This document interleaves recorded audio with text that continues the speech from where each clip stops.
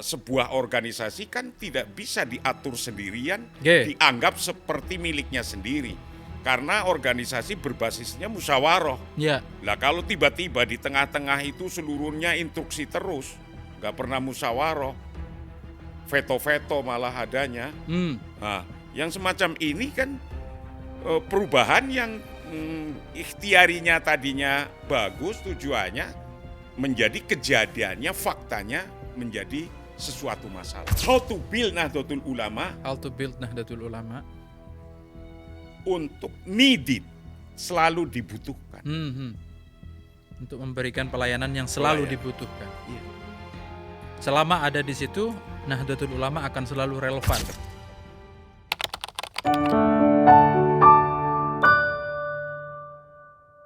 Assalamualaikum warahmatullahi wabarakatuh. Waalaikumsalam warahmatullahi wabarakatuh. Muktamar ini makin seru.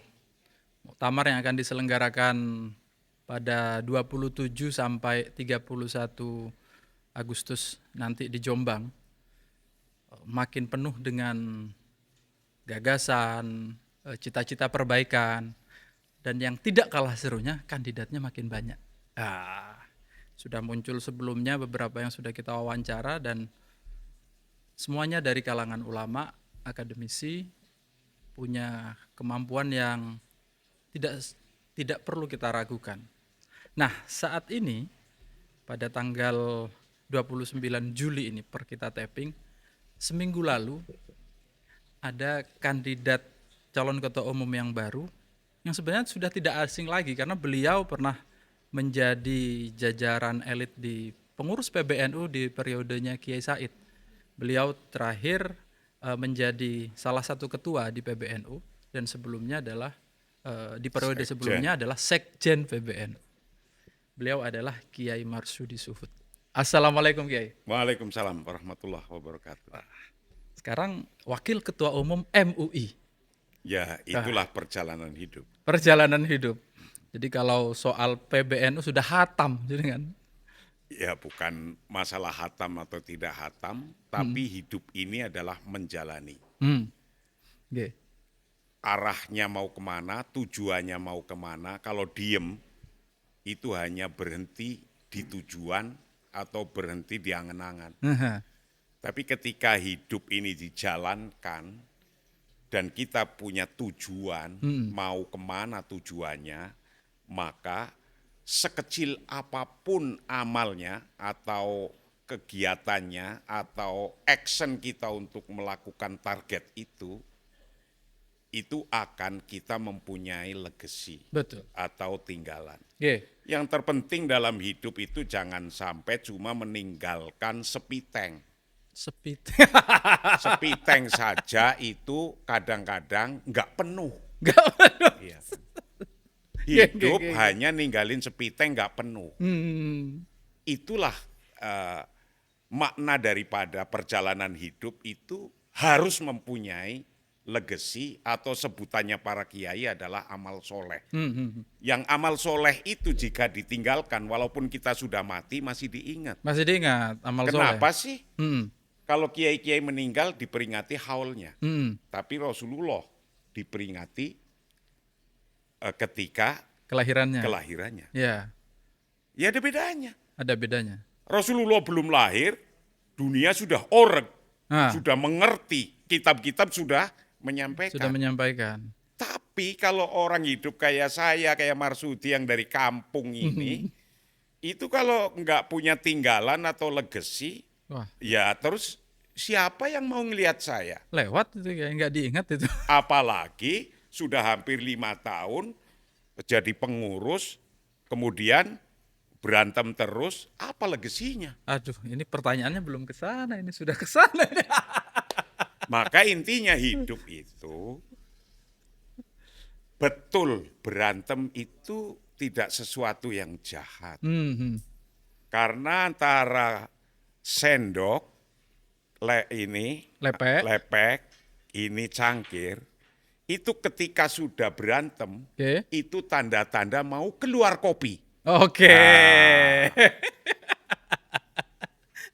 Ketika tanda-tanda keluar kopi, itu yang ada adalah kenikmatan. Kenikmatan. Siap. Tapi berantemnya sendok, lepek, cangkir itu tidak boleh sampai pecah. Tidak boleh sampai pecah. Itu intinya. Oke, siap. Nah, saya cukup lama mengikuti juga Kiai Marsudi sejak di PBNU waktu menjadi wartawan NU online. Beliau memang dari dulu dikenal sebagai salah seorang ketua yang concern sekali dengan ekonomi syariah, Kiai ya. Di S2 dan S3-nya itu sudah jurusan ekonomi walaupun S1-nya bahasa Inggris. Makanya seringnya Sampean pasti bingung. Wong dari bahasa Inggris kok langsung ke ekonomi. Jadi awalnya gini. Saya itu mesantren oleh bapak saya itu dari kecil. Tamat SD udah ditaruh di Jawa Timur. Di Jember saya. Oh, sebelum SD. kesugihan itu? Iya, Oke. di Jember. Lah di sana saya itu judulnya khidmah pada pengasuh pesantren. Oke. Khidmah, ngikut, dindalem. Dindalem. Kalau bahasa anak pondok ngerti itu. Khodam biasanya. Dindalem namanya khodam atau khodim. Atau mengabdi. Ya, mengabdi pada kiai tujuannya untuk mendapatkan ilmu. Setelah itu saya dipindah oleh orang tua saya ke Kesugihan. Pondok Al-Ihya Ulumuddin yang di situ kitab-kitab saja. Saya ketika mesantren di Jawa Timur, sesungguhnya sebelumnya saya sudah belajar. Kalau dulu kelas di pesantren itu ngikutin kitab. Jadi ada kelas Jurmiyah, ada kelas Imriti, ada kelas Alfiyah. Lagi ngikutin begitu. Betul. Kalau kelas Jurmiyah saya itu dari kampung saya di Jogosimo, Kebumen. Tapi jadi dari Kebumen sudah Jurmiyah? Sudah Jurmiyah, sudah. Maka ketika saya ke Jember ya sudah langsung Imriti. Kelas percepatan berarti. Itulah kira-kira begitu. Lah ketika saya di Kesugihan Cilacap, di situ saya ngulangi Imriti dan saya kelas Alfiyah. Lah ngaji kitab-kitab ini adalah dulu kelas ngikutin kitab. Ya, kelasnya kitab ini. Lah di situ mulai sekolah atau ada sekolahnya. Awalnya nggak pernah sekolah saya, yang sekolah formal maksudnya.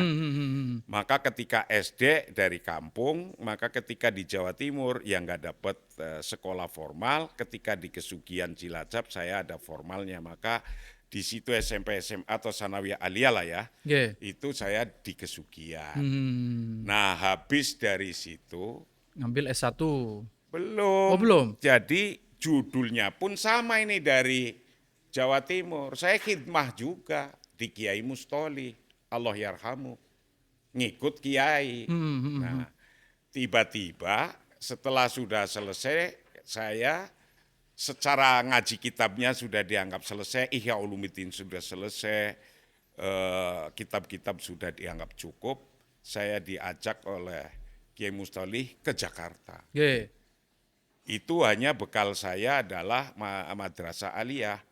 Tapi setelah nyampe Jakarta, ternyata tahun 89 saya dibawa ke Gus Dur, suruh khidmah lagi ke Gus Dur. Jadi memang saya dari procot itu ibaratnya ngikut kiai untuk khidmah. Dari kiai satu dengan kiai lainnya. Sampai ke Gus Dur, khidmah lagi. Nggak ada judul saya nyari duit. Nggak ada itu. Nyari ilmu iya. Ketika khidmah di kiai, maka kita dapatnya ilmu. Ketika kita khidmah di Kiai Jawa Timur, saya dapatnya ilmu-ilmu dasar kepesantrenan. Ketika saya khidmah di Kiai Allah yarhamu Kiai Mustoli Badawi Cilacap, saya dapatnya ilmu-ilmu juga, ilmu agama, ilmu kitab, terus dibawa ke Gus Dur tahun 89, nah kemudian saya sambil sekolah itu ceritanya. Karena awalnya saya itu disuruh sekolah di IAIN. Lah tapi saya lihat buku-bukunya itu ngulangi semua ini. Betul. Nah ketika ngulangi semua, aku cari yang lain.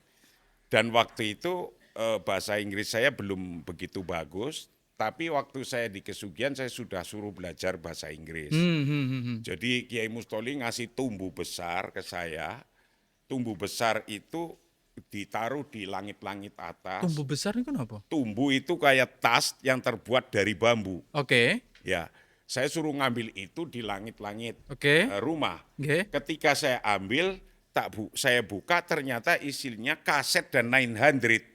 Kaset dan 900. Ya buku 900, buku bahasa Inggris 900 dan kaset bahasa Inggris. Sudah saya belajar waktu di Kesugihan itu. Kemudian saya ambil kursus di Purwokerto, bahasa Inggris. Maka ketika saya ngelihat Gus Dur,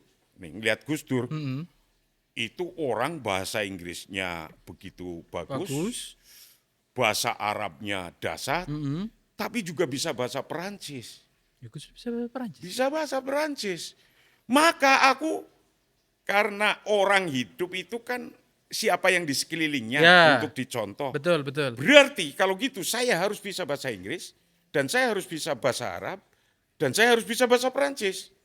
Dan aku belajar ini tiga-tiganya itu waktu itu. Iya. Saya nggak pernah ngelihat Kiai bahasa Perancis, kalau bahasa Inggris sering. Karena di sini nggak ada lawannya, jadi paling-paling bisanya cuma ngomong tutapel koma. Apa itu? Kan gitu. Nah, tapi itu nggak terlalu hidup Perancis yang kalau bahasa Arab kan memang dari Kesugihan dulu ada utusan guru dari Al-Azhar yang saya suruh khidmah ngurusi Kiai tersebut, guru dari Al-Azhar itu. Oke. Jadi ada guru bahasa Arab yang Al-Mab'uth min Al-Azhar As-Syarif. Saya belajar bahasa Arabnya untuk ngomong setiap hari di situ. Nah, ketika ngikut Gus Dur itu begitu terpancing nih. Ya. Jadi waktu ngikut Gus Dur Gus Dur, kemudian backgroundnya saya kan sudah ada sertifikat bahasa Inggris dari Purwokerto, pesantren di Purwokerto. Kemudian saya ngambil S1-nya bahasa Inggris. Itu STKIP PGRI yang sekarang jadi Universitas PGRI di Jakarta. Muridnya sekarang sudah ribuan, puluhan ribu. Udah besar lah ini universitasnya. Itu 89 itu. Itu 89. Nah, ketika itu sambil ngikut Gus Dur, saya ingin memanfaatkan ilmu saya yang dari pondok. Saya jadi khodim lagi di Ciganjur. Di pesantrennya Kiai Nur. Nur Muhammad Iskandar di Kedoya. Yang dicari di situ bukan saya harus nyari gaji berapa, tapi saya bisa memanfaatkan ilmu saya untuk pesantren, untuk anak-anak. Nah, dari situ saya melihat Kiai Nur itu orang yang mobile, orang yang mempunyai target-target hidup, maka dalam hidupnya itu dia bisa membangun 12 pesantren. Dan santrinya ribuan. Maka kemudian yang saya lakukan dalam hidup saya, tokohnya ya dua. Pertama adalah Gus Dur. Yang kedua yang setelah di Jakarta yang setelah di Jakarta. Keduanya Kiai Nur. Maka ketika di Kiai Nur adalah kita belajar bagaimana membuat pesantren. Dan alhamdulillah saya memulai membuat pesantren di Bekasi, kemudian di Kedoya, kemudian ada juga di Tegal, ada juga di Bogor, dan termasuk di sini untuk pesantren khusus training angkatan kerja. Itu di sini. BTW kita lagi tappingnya di kawasan Depok. Nah, begitu. Ini yang khusus angkatan untuk kerja di Jepang lah, di luar negeri. Nah, tapi menarik juga ketika saya khidmah pada Gus Dur. Yang semuanya, waktu itu 89 Gus Dur itu sebagai apa? Ketua PBNU kan? Ketua PBNU. Nah, panjenengan? Saya belum apa-apa. Belum apa-apa. Waktu itu karena baru kuliah ya? Iya, baru masuk kuliah lah di Jakarta. Tapi gedung PBNU di tempat masih universitas saya itu ya dulu PMII belum ada di tempat saya. Kalau saya PMII-an ya di Ciputat. Ke Ciputat. Kira-kira. Nah, dari sisi kita ngikut Gus Dur, lah Gus Dur kan ngajari kita berorganisasi. ibaratnya dari organisasi NU yang dulu itu zaman Orde Baru itu kurang hubungan mungkin dengan pemerintah ketika itu sampai terjadi Gus Dur jadi presiden, saya ikut terus. Maka Anda bisa ngelihat YouTube saya ketika ngikut Gus Dur di MPR, ketika pilihan presiden, saya ada di situ. Ada di situ. Ada di situ.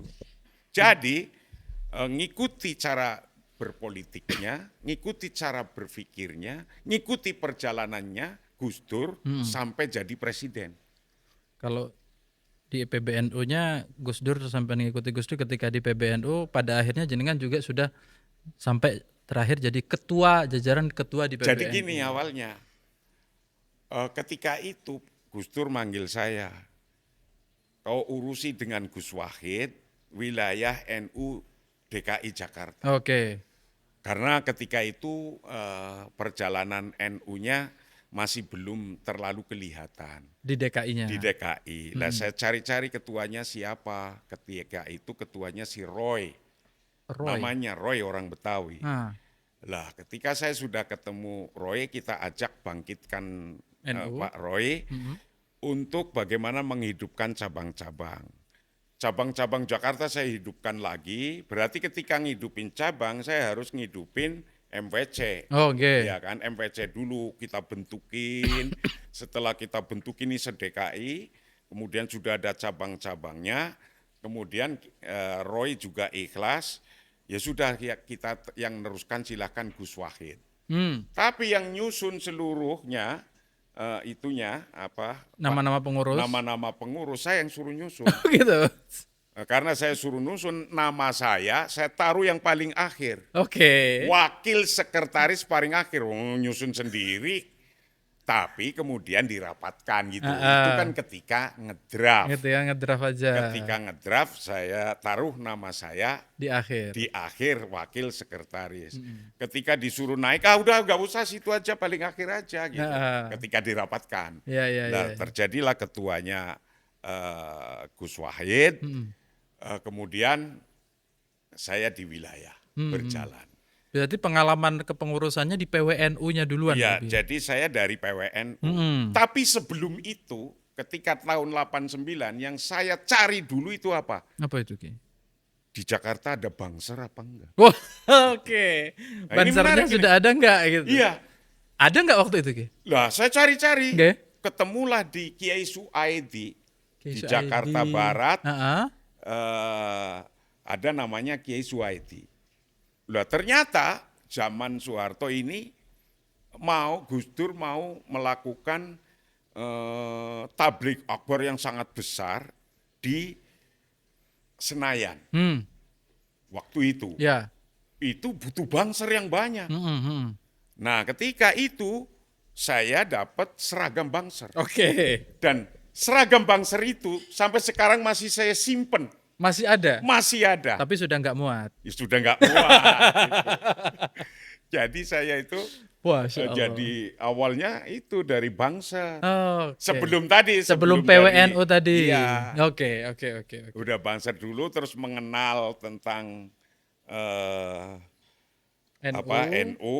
Tapi ada yang lebih dulu lagi. Apa itu? Pengurus di PBNU, apa nggak bingung sampean? Pengurus di PBNU. Jadi ketika PBNU-nya Gus Dur, sesungguhnya kan saya bingung ini. Mau makan di mana makannya.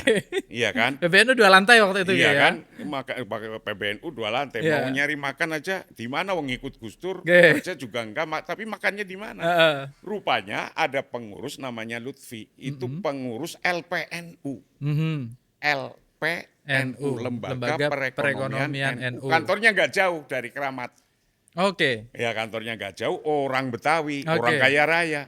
Dipanggil lah itu si Lutfi, yang ketua lembaga LPNU, ini Mas Marsudi ikut sampean aja. Tapi saya ngerti bahwa saya suruh ikut dia itu, biar sambil bisa makan di situ. Ya kan? Nah, Akhirnya saya itu dijadikan pengurus. Jadi sebelum jadi Banser, sebelum PWNU. juga jadi PWNU, malah jadi LPNU. Pengurus LPNU Ya, duluan. tapi judulnya biar makan di situ. Tapi itu kan tipikal Kiai ya, ketika orang dari daerah itu kan Iya. tinggal di PBNU, masih pokoknya mengerjakan apapun lah. Apapun, Apapun. Sampai nanti ada tertata sedikit-sedikit. Ya, nah, tapi dari situlah sesungguhnya panggilan NU ibaratnya dari masuk Jakarta atau bahkan dari kampung karena pesantren itu sudah yang dicari NU. Bahkan yang terkecil pun karena ngelihatnya di rumah ada Angsor, ada Bangser, di kampung ada Bangser nggak di Jakarta. Kan kayak gitu. Jadi bisa disimpulkan bahwa perjalanannya mulai dari muda sampai di PBNU berkhidmat sampai sekarang itu nggak pernah putus NU-nya. Nggak pernah putus. Nggak pernah putus. Belas. Itu. Alhamdulillah. Nggak pernah putus. Ya. Nah, oke Kiai, ini perjalanan yang sangat luar biasa. Terus kemudian ketertarikan terhadap ekonomi syariah itu gimana ceritanya? Ya kan begini nih, bahwa ketika saya ikut Kiai Nur, beliau menurut saya entrepreneur. Entrepreneur itu saya artikan yang paling mudah. Seorang entrepreneur itu dari tidak ada apa-apa menjadi ada apa-apa. Itulah entrepreneur. Lah kiai rata-rata dari nol putul, nggak ada apa-apa menjadi ada apa-apa. Belum ada musola. Jadi ada musola, ada kamar-kamar, terus ada sekolahan, ada TK, ada SD, ada SMP sampai perguruan tinggi, universitas. Itu kan dari nol putul. Itu entrepreneur. Itulah entrepreneur. Jadi saya mengartikan entrepreneur itu dari tidak ada apa-apa menjadi ada apa-apa. Nah, Kiai ngajarkan itu. Kiai Nur ngajarkan itu. Maka ketika Kiai Nur mengajarkan itu dan dia bangun pondok-pondok pesantren di mana-mana, itu pun saya menirunya. Maka saya ya memulai untuk mendirikan pesantren-pesantren. Tapi selain itu, Kiai Nur itu mendirikan Induk Koperasi Pesantren. Induk Koperasi Pesantren. Tahun 90-an. Itu di Google masih ada sejarahnya. Waktu itu pesantren masih belum ada koperasi. Bagaimana kita keliling ke pesantren untuk bisa ada koperasinya. Nah, setelah koperasi di pondok-pondok pesantren yang ada di Indonesia ada koperasinya, naik lagi membuat namanya Pusat Koperasi Pondok Pesantren. Naik lagi namanya Induk Koperasi Pesantren. Dan saya turut mendirikan Induk Koperasi Pondok Pesantren ini dengan Kiai Nur itu. Maka akhirnya sampai hari ini saya dikasih amanah untuk memimpin Ketua Umum Induk Koperasi Pesantren. Inkopon itu. Inkopontren yang alhamdulillah itulah untuk belajar para santri berekonomi. Yang rata-rata pesantren hari ini sudah punya koperasi. Iya, di berbagai tempat sudah banyak koperasi. Dan bagus.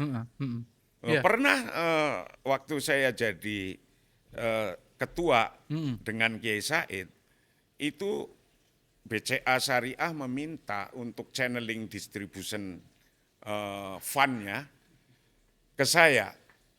Beliau minta 5, koperasi saya kasih 20.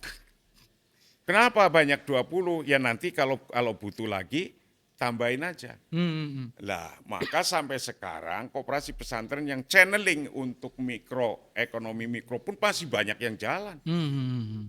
Dan itu sangat membantu terhadap kehidupan di pesantren ya. Menopang betul, kehidupan pesantren. Dan itulah bagaimana kita berharap besar bahwa pesantren nanti jadi motornya ekonomi. Kiai, setelah pengalaman sekian lama ini kan jenengan ada di NU itu sejak 89 sampai sekarang 2006. Ya, 2026. Katakan 90 aja sudah 36 tahun, 35 tahun ya. Itu kira-kira begitu. Separuh usia ada di PBNU. Ya saya berharap sampai mati saya lah. Ngurusi khidmah untuk para kiai, para ulama.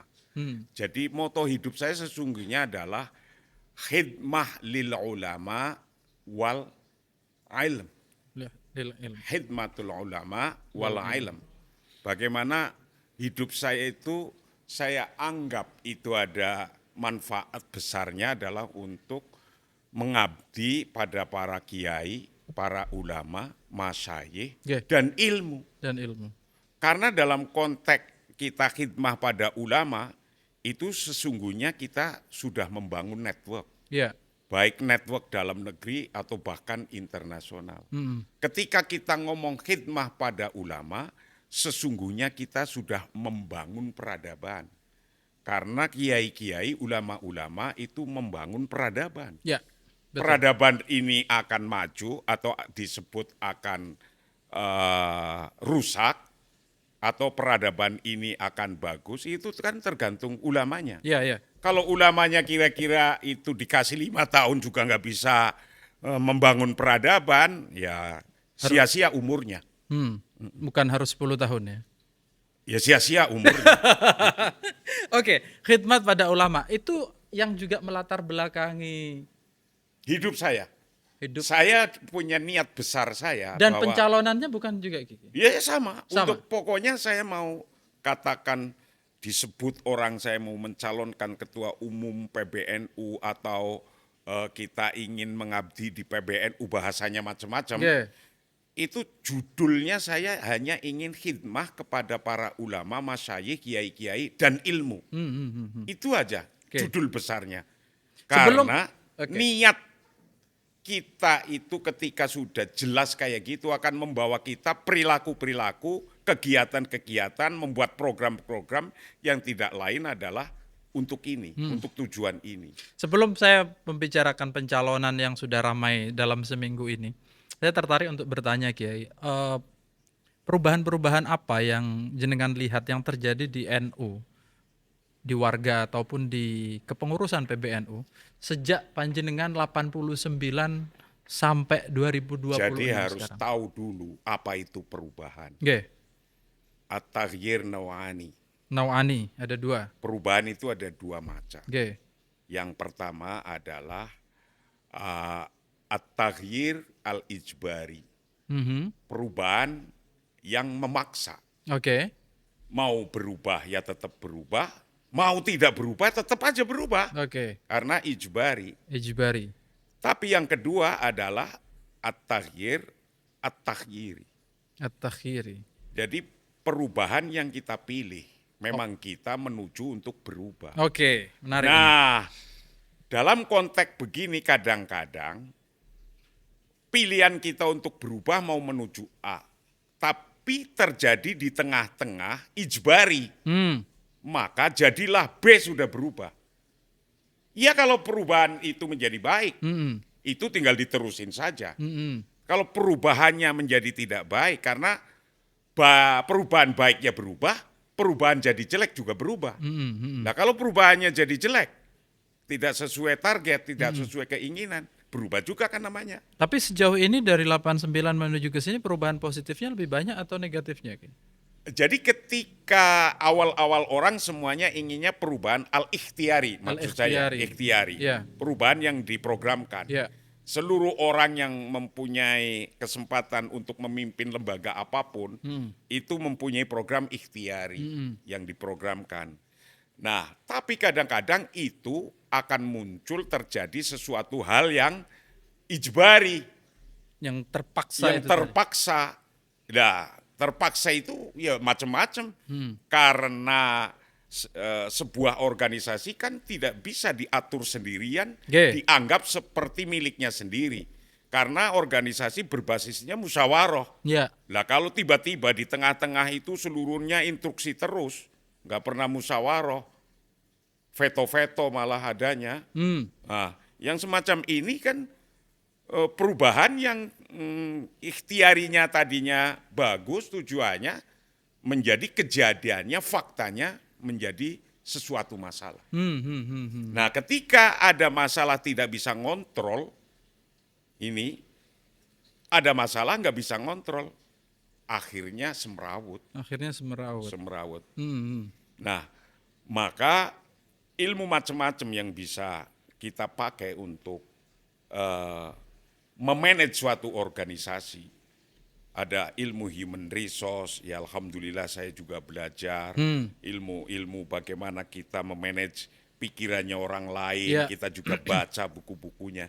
Nah yang semacam itu kadang seorang pemimpin hanya semuanya harus ikut saya semua.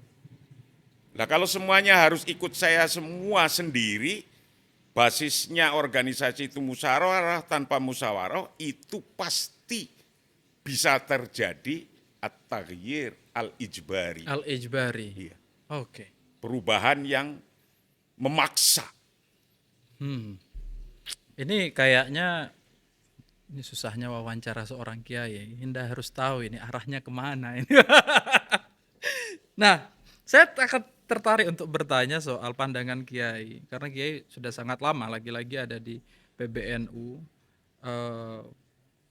Dalam 2 tahun terakhir, itu ada dinamika yang begitu keras di PBNU, yang menyebabkan stagnasi yang cukup akut ya barangkali. Di mana penyelesaiannya kemarin alhamdulillah sudah ada jalan keluar setelah ada ulama-ulama sepuh turun tangan di Jombang, lalu kemudian ada islah yang berujung islah di Lirboyo. Kiai melihat itu bagaimana? Kehebatan NU. Kehebatan NU. Jadi kehebatan NU karena NU yang sudah sangat tua mempunyai pengalaman yang macam-macam ketika ada konflik atau masalah, maka akhirnya masalah sebesar apapun mempunyai jalan keluarnya. Oke. Nah, maka ketika ada masalah yang seperti kita lihat hari ini, tetap punya jalan keluar. Itulah menurut saya kehebatan NU yang mungkin tidak dipunyai oleh organisasi lain. Kita punya kiai-kiai sepuh yang kita hormati, yang kita percayai, yang kita khidmai tadi. Betul. Lah, maka ketika kita sudah ada begitu, betapapun kita sudah ada sebuah pengurus yang lengkap, ternyata ada masalah, masalahnya belum bisa diselesaikan dalam kepengurusan itu. Ya. Yang kiai tidak masuk jadi pengurus saja, itu alhamdulillah di NU masih bisa connect, nyambung, dan dianggap Betul. atas ketokohan kiai-kiai sepuh itu. Ini Maka kekayaan. ada masalah seruat apapun, kalau kemudian dimusyawarahkan dan kiai-kiai sepuh memberikan petunjuk-petunjuknya, nyampe itu. Selesai itu insya Allah. Gitu. Maka nggak usah juga kita terlalu apatis atau terlalu takut ketika kemarin ada masalah-masalah begitu, ya anggap saja kemarin ada masalah, besok hilang masalahnya. Besok hilang masalahnya. Begitu aja. Karena orang itu tadi berpikir juga bisa berubah. Oke. Ya, berpikir juga bisa berubah. Ketika melihat orang ke belakang, perubahan-perubahan itu kok arahnya kurang tepat, ya saya yakin nalurianya akan muncul, oh mestinya arah ini yang kita ikuti. Nah itu menunjukkan betapa peran kiai-kiai sepuh yang bahkan tidak dalam struktur sekalipun, itu masih sangat didengarkan oleh Didengarkan dan dihormati. dan dihormati. Dan saya harapkan cara berpikir yang demikian itu tetap terjaga. Dan itu tidak bisa spontanitas, karena semua kalau ini rata-rata para pengurusnya itu niat untuk khadimul ulama wal masyayikh wal ilm, itu mudah untuk penyelesaiannya. Selama itu masih ada niat itu. Niat itu. Kiai melihat masih yakin ya, itu masih kental di dalam Iyalah. pengurusan. Karena kalau nggak ada niat itu, yang ada niatnya aku ingin jadi pengurus NU biar aku tambah powernya, kekuatannya. Niat itu yang bisa membedakan perolehannya. Contoh, niat wudhu, kan nyuci muka niat wudhu. dengan nyuci muka karena panas. Beda kan? Beda. Gitu kira-kira. Iya. Sama-sama jadi pengurus, tapi punya niat khodim lil ilm wal ulama, itu akan berbeda dengan yang tidak. Hasilnya pun akan berbeda. Hasilnya. Maka saya dari awal nih ya, dari kecil bahkan sudah khidmah. Saya diajari khidmah pada para kiai. Maka ketika mondoknya jadi khodim, sampai ke Jakarta khodim lagi, ngikut Gus Dur khodim lagi, ngikut Kiai Nur khodim lagi. Di NU niatnya itu lagi. Maka ketika saya 4 tahun saja jadi sekjen itu, alhamdulillah, Takadus Binikmah kita bisa mendirikan 47 universitas di Indonesia. Betul. Dan lainnya lah. Iya. Yang itu kita karena mempunyai keinginan hidup harus punya tinggalan, harus punya legacy. Itu. Maka ketika saya walaupun hanya wakil sekretaris di DKI Jakarta, yang namanya NU, paling akhir itu namanya paling akhir, alhamdulillah. Tadinya NU DKI itu belum punya kantor apa-apa. Kantornya pindah-pindah ngikut rumahnya. Kalau ganti pengurusnya itu stempelnya harus ganti. Zaman dulu. Alhamdulillah ketika saya ada di situ kemudian kita dapat sampai sekarang jadi kantor PWNU Jakarta. Yang di Anda itu? Iya. Itulah minimal mudah-mudahan jadi amal soleh. Amin. Selanjutnya Kiai, agar kemudian konflik serupa tidak berulang di masa yang akan datang, itu seperti apa? Karena ada beberapa teman yang teman-teman NU ini kan kalau suka ngobrol mana-mana gitu. Di antaranya adalah gimana kalau ketua umum ditunjuk aja sama Rois Am katanya, biar perbedaan struktur antara ketua umum dan Rois Am itu lebih jelas. Dan Rois Am dipilih oleh Ahwa memilih Rois Am menunjuk ketua umum. Kalau saya ngelihatnya tidak di situ. Tidak di situ masalahnya. Cara mengantisipasi. Cara mengambil untuk jalan keluar agar tidak ada konflik serupa. Konflik serupa itu bukan hanya dengan cara memilihnya. Intinya di musyawarah. Wasawirhum fil amri.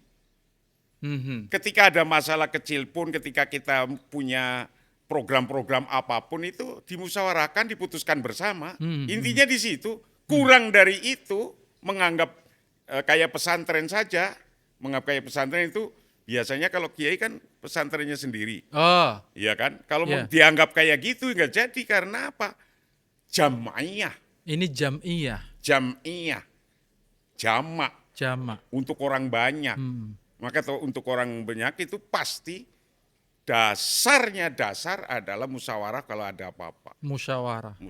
Kalau kurang dari itu, nanti akhirnya akan saya lebih tinggi.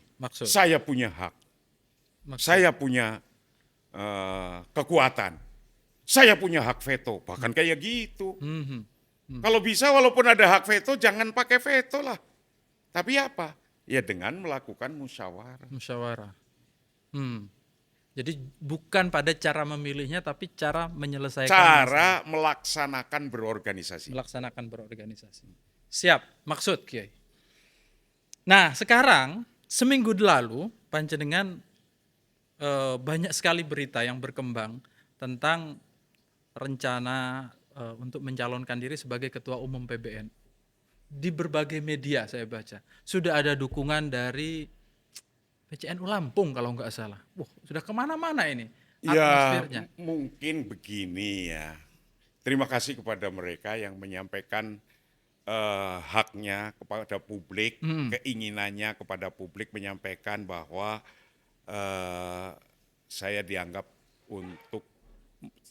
bisa atau ngikutin, nerusin keluar dari konflik ini dan bisa menjalankan sesuatu organisasi yang lebih baik ke depan. Mungkin pandangannya mereka beliau-beliau yang dari penjuru Indonesia ini kemudian berani menyampaikan itu, meminta untuk kita khidmah pada NU. Karena hidup saya tadi tidak lepas dari khidmah, maka ketika perjalanan ini untuk menuju khidmah kemudian didukung oleh cabang-cabang atau wilayah, ya kita khidmah di mana saja, kita siap saja. Orang meneruskan umur aja kok. Ya kan, meneruskan kehidupan aja kok. Tapi kan pemimpin PBNU tidak sekedar melanjutkan begitu saja, Kiai. Menjadi ketua umum PBNU. Ya, memang ya, sebelum jadi ketua umum minimal harus jadi umumnya ketua. Oke. Nah, kita kan sudah biasa juga jadi umumnya ketua. Umumnya ketua, betul. Memang ujuk-ujuk juga nggak bisa. Nggak bisa. Nggak bagus lah. Nggak bagus. Jadi lebih baik itu ya kita dari agar kita memahami refleksinya. Oke. Jadi ketika ada masalah apa minimal kita sudah tahu, jadi refleks ketika mau melakukan perbaikan-perbaikan kan. Ya. Ketika ada ya kayak sensorik kita sudah terlatih. Sudah terlatih untuk bagaimana mengantisipasi jika ada masalah-masalah. Alhamdulillah saya sudah berkhidmah yang kemudian saya menjadi umumnya ketua. Umumnya ketua sudah. Iya. Sekjen sudah. Sudah. Jadi yang di atasnya memang cuma ketua umum. Iya kan tinggal tergantung kepada kita memaknai hidup ini. Kalau kita memaknai hidup ini khidmah, wes nggak akan ada capeknya, wes. Nggak akan ada capeknya. Nggak akan ada, gerutunya juga nggak akan ada. Niatnya saja khidmah, ayo. Nikmat ya. Gitu. Iya kan, khidmah lil ilmi, khidmah lil ulama, akhirnya khidmah linahdotil ulama. Udah niatnya, kalau niat kayak gitu, saya yakin ringan semua. Tapi dukungan-dukungan yang masuk ke jenengan relatif banyak Kiai, atau yalah, bagaimana responnya? Alhamdulillah, ya itu ya di publik kelihatan lah, itu aja. Di publik sudah mulai kelihatan. Memang ya alhamdulillah nih bahwa di NU sampai abad yang pertama ini menuju abad kedua banyaknya calon itu menurut saya lebih bagus. Iya, banyak sekali. Banyaknya calon itu lebih bagus. Bagusnya gimana? Bagusnya artinya kita mempunyai kader yang banyak. Oke. Nah, kader yang banyak itu kan pilihan-pilihan. Bagi mau yang milih yang baru ada. Yang milih yang baru akan masuk NU yang kemarin masih di partai ada. Aduh. Yang memilih yang kiai model apa ada semua. Ada semua. Jadi tergantung sesungguhnya kebutuhan apa hari ini, yang sesuai dengan kebutuhan hari ini itulah yang paling tepat. Iya. Tapi pilihannya banyak. Banyak. Jadi itulah kehebatan NU punya kader yang banyak. Punya kader yang banyak. Saya sudah mewawancara banyak kandidat dan bagus-bagus semuanya, Kiai. Saya yakin. Saya yakin bagus-bagus semua. Karena kader NU ya sudah teruji lah. Apalagi yang punya pengalaman sebelumnya ada di. Apalagi gini. Dalam organisasi NU itu sebelum menuju ke NU sudah dididik di organisasi-organisasi di sekeliling NU. Ya, skoci-skocinya. Masih anak-anak dididik, anak-anak masih sekolah, dididik IPNU, dididik IPPNU, naik lagi kuliah, ada PMI, itu kan pembelajaran yang dasar, yang mungkin di organisasi lain masih kurang, tapi di NU sudah established. Maka mencari pemimpin NU yang sudah dari bawah itu banyak. Gitu. Semua baik lah menurut saya. Semua baik, betul Kiai. Ya kalau saya ditanya sama orang-orang di luar NU itu, siapa calonnya yang paling bagus? Ya nggak usah salah, nggak usah yang paling bagus, dapat yang tidak paling bagus aja sangat bagus saya bilang. Jadi NU-nya sudah santai-santai saja. Insya Allah begitu. Tapi Kiai, kalau ke depan, kalau jenengan sendiri kan tentu ada niat untuk khidmat agar NU menjadi kondisinya lebih bagus dari sekarang. Kira-kira kalau pertanyaannya adalah, jadi apa yang perlu ditingkatkan di NU agar lebih bagus makin hari makin Culture sudah culture mendukung. sudah. Culture sudah mendukung, ilmu sudah ada. Oke. Tinggal kita menekan kadang-kadang ego-ego kita yang kelebihan turunin, Oke. yang kebawahan naikin. Itu kepemimpinan di struktur ya? Cuma begitu aja sesungguhnya. Oke.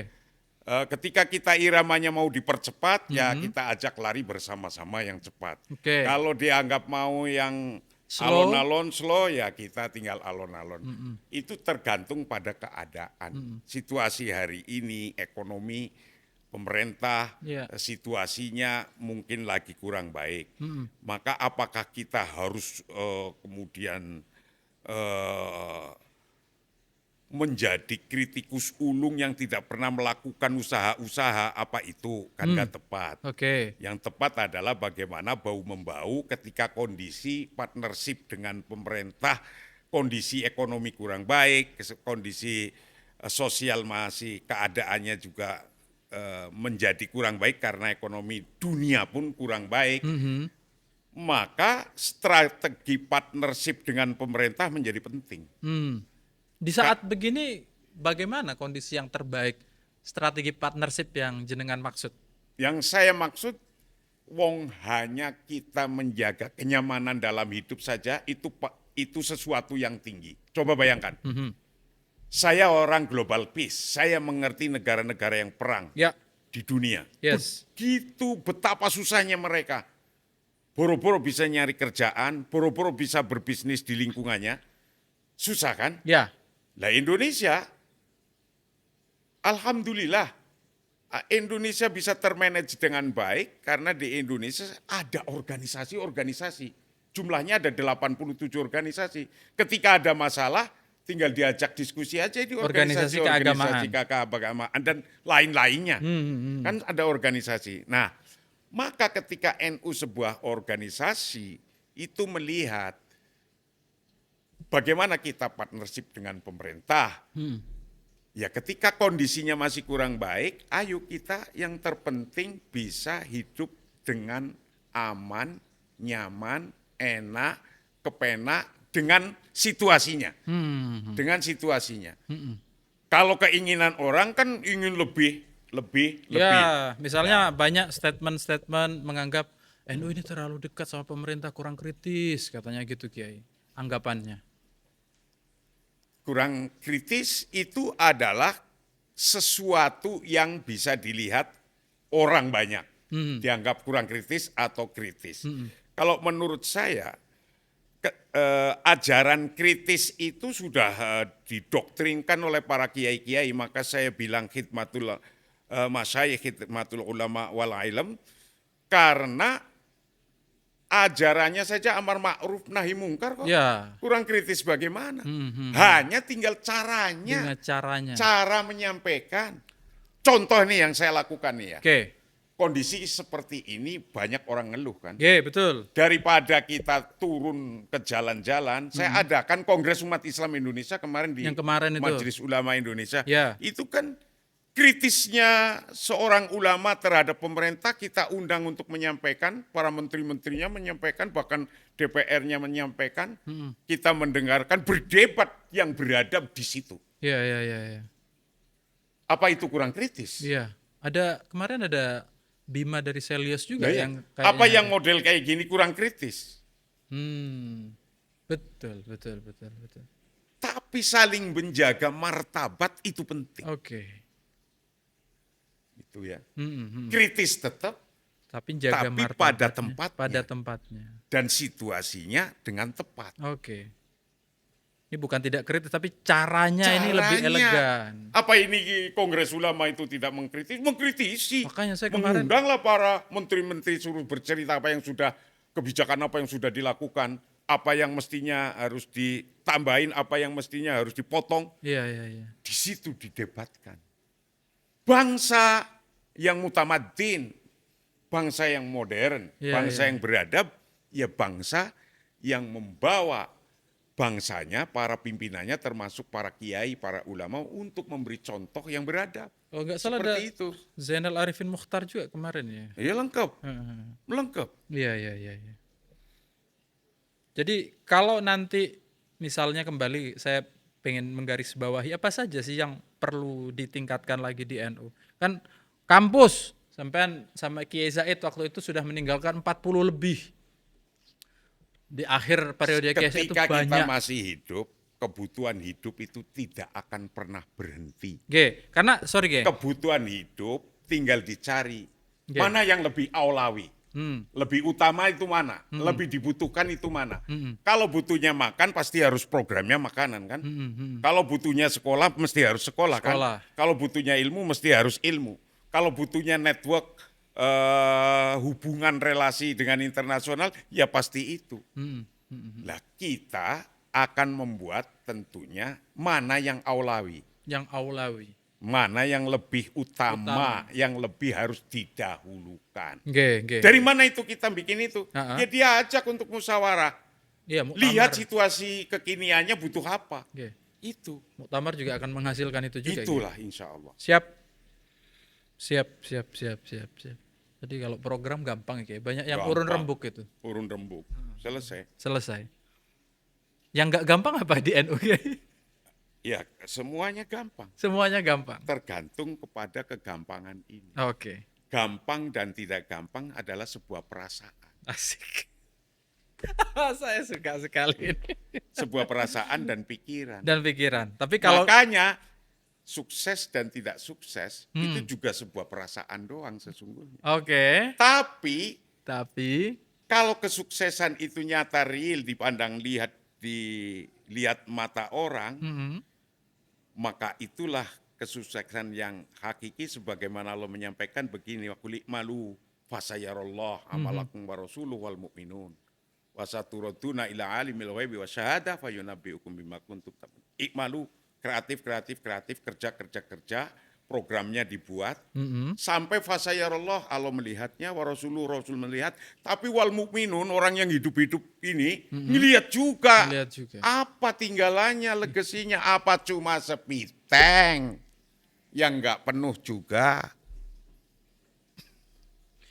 Ini bahasanya sederhana tapi maknanya dalam sekali ini. Dalam sekali. Dan itu ciri khas Kiai Marsudi yang kita kenal dari dulu. Terima kasih Kiai atas waktunya, berbaginya. Kita yang muda-muda juga sangat butuh ya arahan atau penataan niat. Mungkin barangkali kami yang muda-muda niatnya bagus di awal, tapi begitu perjalanan kadang-kadang suka lupa Kiai sama niat itu. Meleset kadang-kadang itu niatnya itu. Jadi begini. Rubba soghirin, rubba amal soghirin, tu'adzimuhu an-niyah. Rubba amal kabirin, tusoghiruhu an-niyah. Banyak pekerjaan kecil-kecil. Itu yang membesarkan karena keinginannya, niatnya. Karena memprogramkannya. Diprogramkan besar, tergambar, terukur, nanti targetnya sampai mana, apa dalam setahun atau 2 tahun. Misalnya saya dulu terukur misalnya ya, saya tahun ini mau menciptakan dokter 1000. Tercapai itu.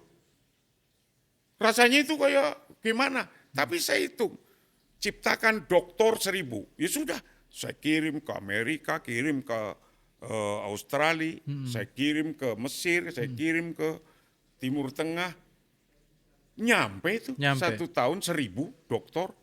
Masih ada nggak itu Kiai program? Ya saya nggak tahu. Waktu itu kan zaman saya yang waktu yang KSET yang ke Cina kemana itu? Ke Jepang. Wah banyak sekali karena itu. Dibutuhkan. Iya. Sekarang apapun itu dianggap besar dari sesuatu yang kecil, minimal 1 tahun bisa 1000 dokter. Itu jadi banyak pekerjaan yang ringan, kecil kita mampu, itu menjadi besar karena niat kita. Niat. Sebaliknya, banyak juga pekerjaan rasanya kita udah gelembung-gelembung kayak kodok kintal ngebupung gitu. Tapi niatnya sesungguhnya kecil. Hanya ngebupung biar dirinya kelihatan sendiri. besar gitu. Oke. Seolah-olah, ini internasional. Yeah. Wah, kan kira-kira kayak gitulah. Masuk. Internasional gitu. Ya. Nah, tapi ketika dikembalikan, apa ya manfaatnya? Apa ya manfaatnya? Nah, intinya adalah di manfaat itu. Di manfaat itu. Kalau targetnya adalah sesuatu yang manfaat, artinya yang dibutuhkan pada detik ini dan kedepannya, itulah eksistensi Nahdlatul Ulama sebagai organisasi tidak pernah akan turun. Siap. Kenapa? Karena selalu dibutuhkan. Ini rumus.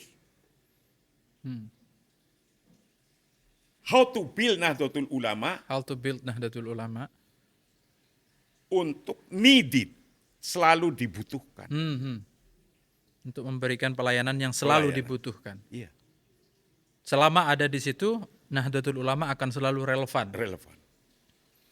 Ciptakan Nahdlatul Ulama untuk selalu dibutuhkan, tidak hanya di kampung, di kota-kota, di daerah, sampai di Jakarta, bahkan sampai dunia. Internasional. Itu.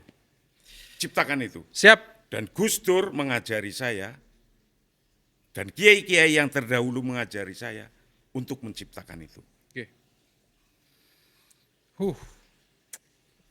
Kiai, terima kasih banyak sekali yang kita pelajari di obrolan kita. Kita nanti kalau masih kurang kita akan ngobrol di babak selanjutnya. Babak selanjutnya. Terima kasih. Teman-teman, demikian obrolan dengan Kiai Marsudi Suhud. Berangkat dari kampung, mengabdi di PBNU sejak 89 sampai hari ini dan saat ini berupaya mengabdi di posisi yang khidmat di posisi yang sebelumnya sudah ada di Sekjen, di Ketua, dan sekarang menjadi bagian dari para kiai-kiai yang lain untuk bersama-sama berkhidmat di PBNU di level Ketua Umum PBNU. Artinya tadi gagasan pandangan beliau soal khidmat, soal NU sudah kita dengarkan bersama, dan tentu yang paling menarik dari Kiai Marsudi adalah bagaimana cara beliau menyederhanakan nilai-nilai yang sangat besar, yang sangat dalam, agar kita lebih mudah mencernanya. Kita ketemu di episode mendatang. Assalamualaikum warahmatullahi wabarakatuh.